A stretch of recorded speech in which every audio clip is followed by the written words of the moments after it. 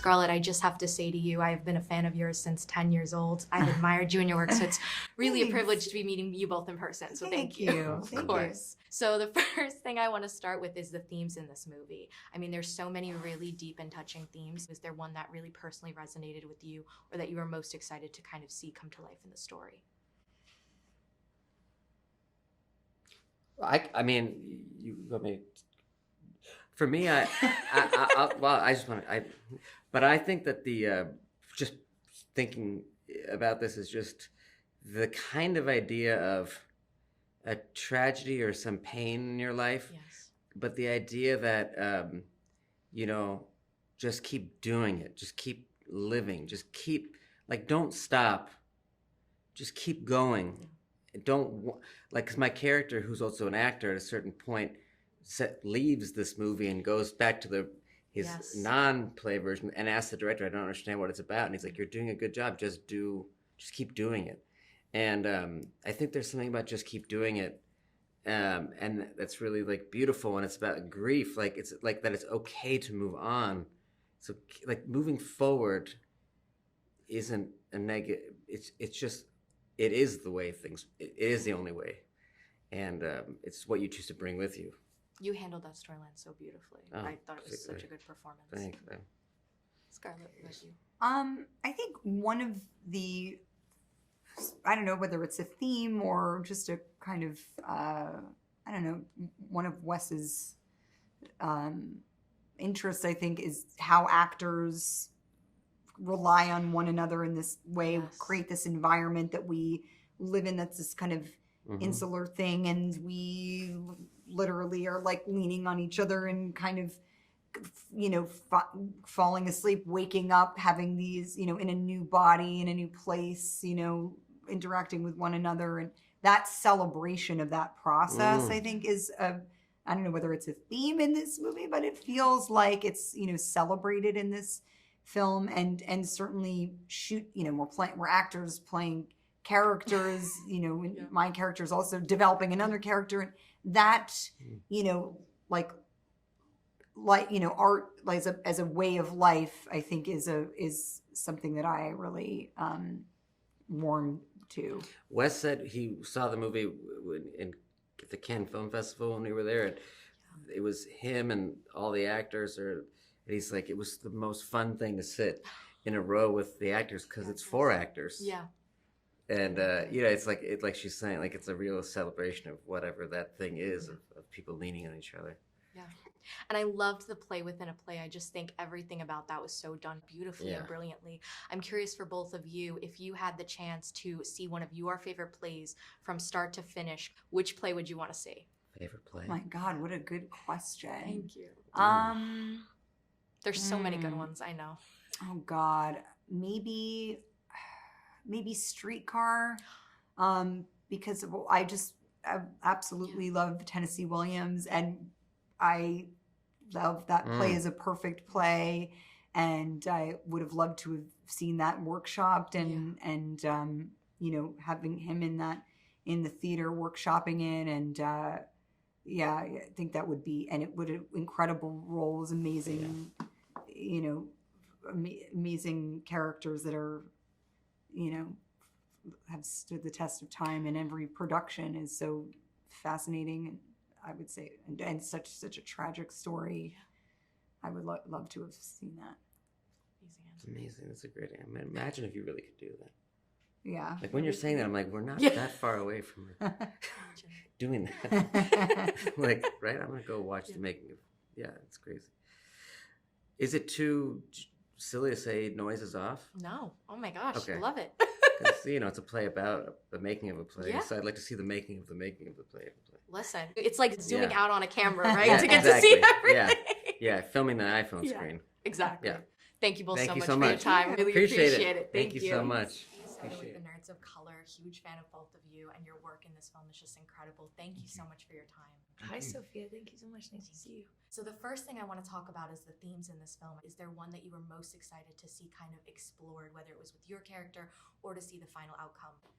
There's something about yearning to me in the film. There's this feeling of unrequited people sort of missing each other. Jason and Scarlett are always apart, and does it get consummated, and if so, how? And he's lost his wife, and this and our characters have this kind of will they, won't they feeling.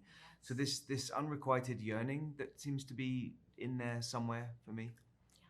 And then for me, I feel like my favorite, the part that gets my heart going the most is the group of kids, the stargazers, and the kind of dream they have, and their intelligence, and their energy to like save the world or change the world or get the truth out.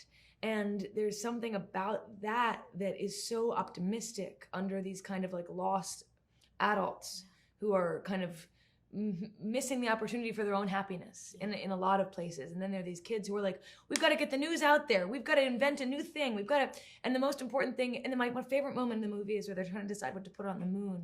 Like, it's all so important.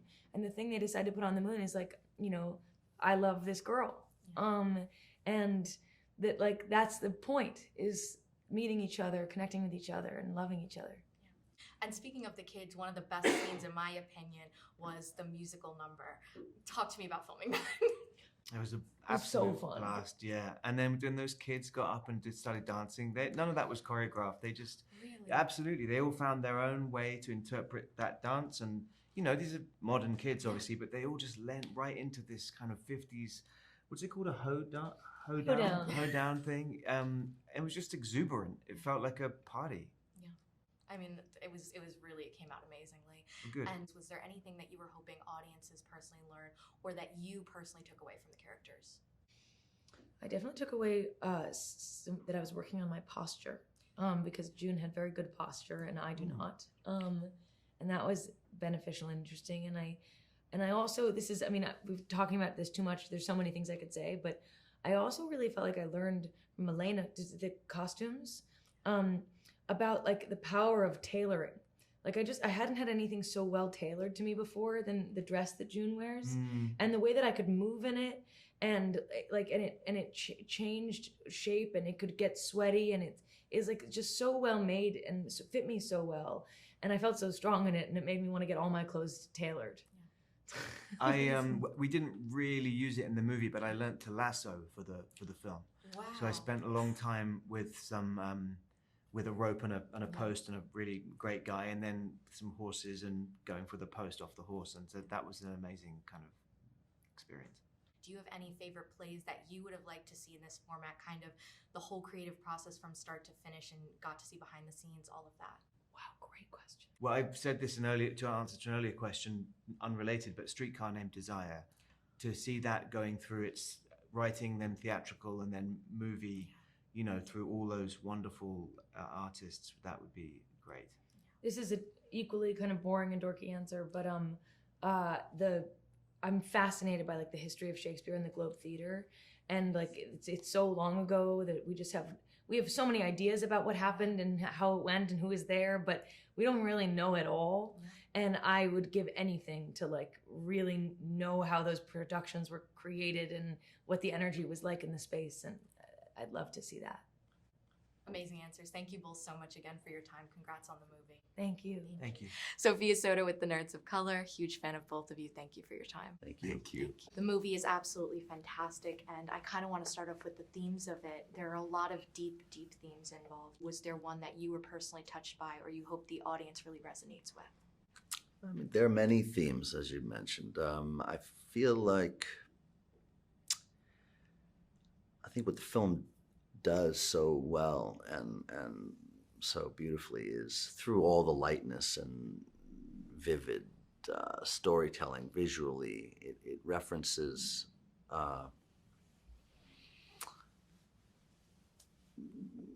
harder elements to come to terms with, which are communal elements of grief and how, we are not alone in that, and that it unites us. And I thought that was really beautifully done.